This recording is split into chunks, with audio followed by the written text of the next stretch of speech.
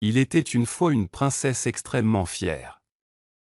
Si une guerre éclatait, elle lui donnait à deviner une énigme, et s'il ne parvenait pas à la découvrir, il était renvoyé avec mépris.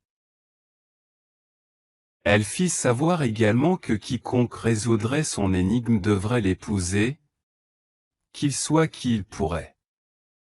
Enfin se rencontrèrent donc 3 tailleurs, dont les 2 aînés pensaient avoir fait avec succès tant de travaux adroits qu'ils ne pouvaient manquer de réussir dans celui-là aussi.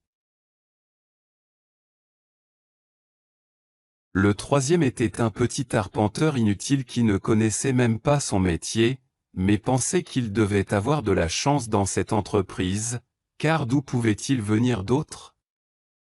Alors les 2 autres lui ont dit, « Reste chez toi, tu ne peux pas faire grand-chose avec ton peu de compréhension. »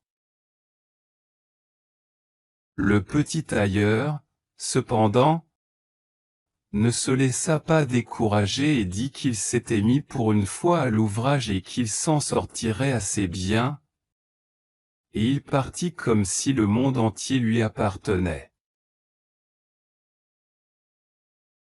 Ils s'annoncèrent tous 3 à la princesse, et lui dirent qu'elle devait leur proposer son énigme, et que les bonnes personnes étaient venues, qui avaient une intelligence si fine qu'on pouvait les enfiler dans une aiguille. Alors dit la princesse, « J'ai 2 sortes de cheveux sur la tête, de quelle couleur sont-ils? »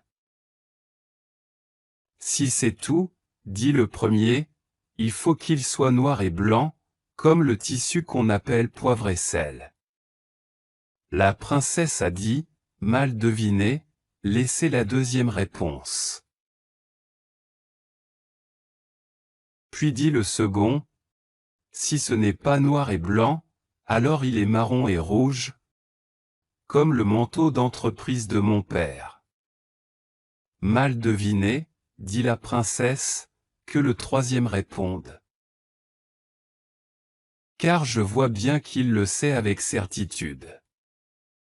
Alors le petit tailleur s'avança hardiment et dit, la princesse a des cheveux argentés et dorés sur la tête, et ce sont 2 couleurs différentes.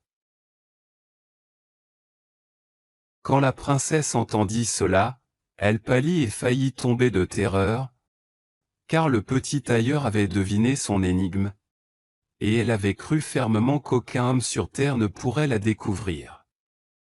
Quand son courage lui revint, dit-elle, « Tu ne m'as pas encore gagné par ça.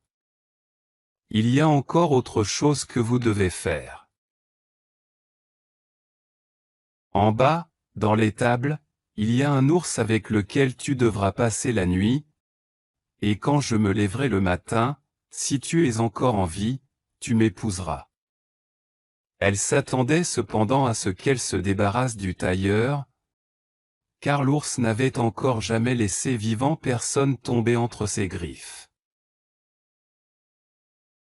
Le petit tailleur ne se laissa pas effrayer, mais fut tout à fait ravi et dit, « Osez l'audace est à moitié gagnée. » Le soir venu, notre petit tailleur fut emmené chez l'ours. L'ours était sur le point de s'attaquer immédiatement au petit bonhomme et de l'accueillir chaleureusement avec ses pattes. « Doucement, doucement, dit le petit tailleur, je vais bientôt te faire taire. » Puis, tout à fait calmement, et comme s'il n'avait aucune inquiétude au monde, il sortit quelques noix de sa poche, les cassa et mangea les grains. Quand l'ours a vu cela, il a eu envie de manger aussi des noix. Le tailleur fouilla dans ses poches et lui en tendit une poignée. Ce n'étaient pourtant pas des noix, mais des cailloux. L'ours les a mis dans sa bouche, mais n'a rien pu en tirer. Laissez-le mordre comme il le veut. Et, pensa-t-il, quel imbécile je suis. Je ne peux même pas casser une noix. Et puis il a dit au tailleur, là, casse-moi les noix. Voilà, Vois quelle bête tu es, dit le petit tailleur, d'avoir une si grande gueule et de ne pas pouvoir casser une petite noix. Puis il prit le caillou, et mit prestement une noix dans sa bouche à la place, et craqua, il fut en deux. Il faut que je réessaie, dit l'ours. Quand je te regarde, je pense alors que je devrais pouvoir le faire aussi.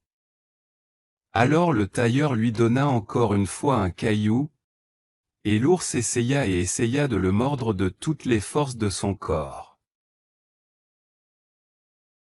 Et ils continuèrent jusqu'à ce que l'ours s'endorme, et le matin la princesse se réveilla pour voir que le petit tailleur était toujours en vie.